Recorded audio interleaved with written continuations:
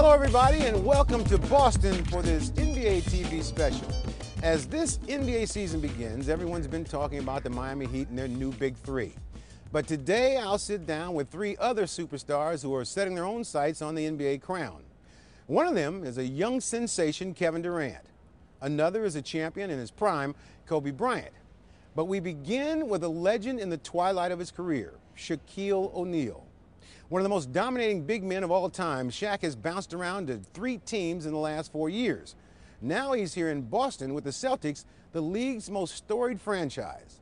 At 38 years, 7 months, and 18 days, Shaq Daddy is now the oldest active NBA player. And he hopes to give his own story a fitting final chapter. So Shaquille has come all the way up here trying to finish that game. You're looking for me, right? I'm taking some acting classes. Really? Yeah. One of my main men and one of the biggest stars in Hollywood. My co-host for today, Shaquille O'Neal. How long have you had this house? Big house. No, that's not what I'm saying, man. It's Ahmad. I'm looking for Shaq. Ahmad is not here. Autograph seekers. Can you believe it's been almost 20 years since we first sat down and did this? I want to do a favor first. Yeah. Let's go back to the first day we met. Roll it. Well, give me your best. Let me see your best.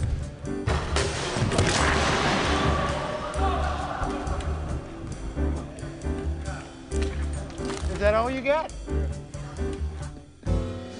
Oh, man, you have always been serious about winning when you play on the court, but so silly off the court. So silly, so much fun. What's that all about? You know, this is me. Always been a jokester.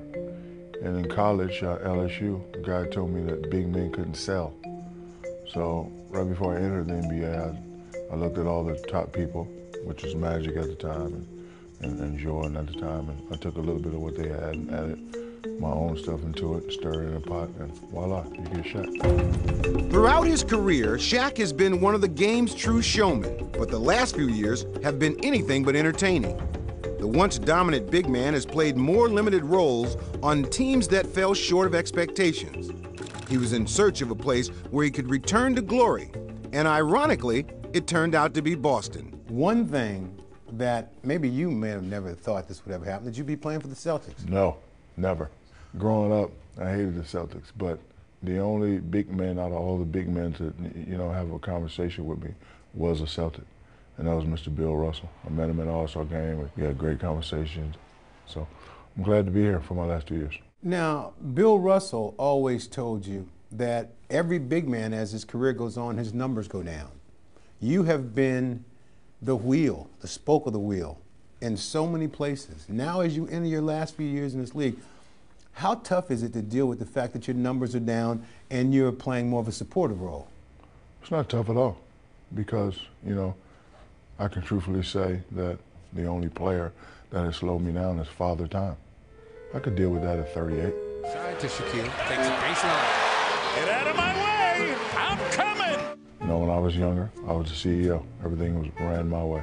But now, I'm an older guy, so I look at myself as a consultant right now. Oh, do it like that? The fun, we're supposed to do it behind them. Like that. Like this.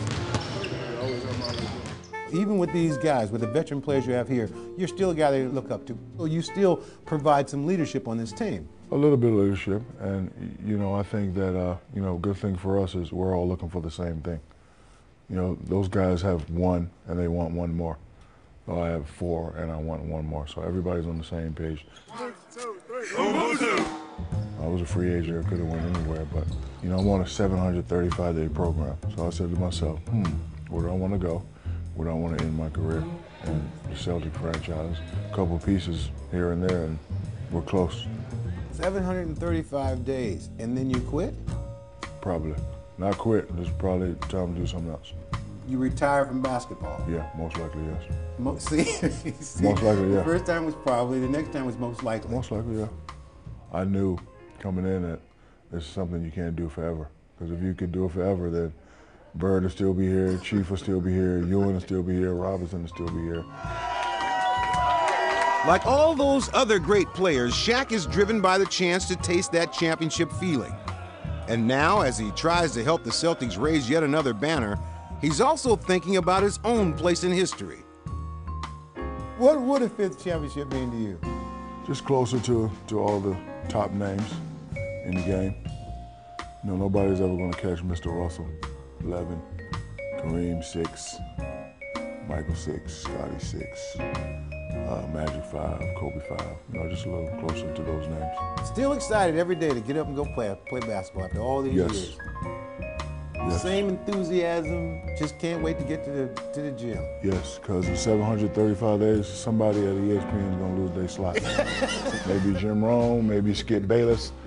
I'm going to retire, I'm going to take 2 weeks off, blah, blah, blah, blah, and then I'm coming. I'm going to Connecticut, I'm going to LA, New York, somebody losing their hour slot. After 19 years in the league, Shaq is still having fun, and one of the things he enjoys most is the nickname game. He's been known as the Diesel, Shaq Daddy, and the Big Aristotle, just to name a few. When he arrived in Boston, he asked fans for ideas on a new nickname.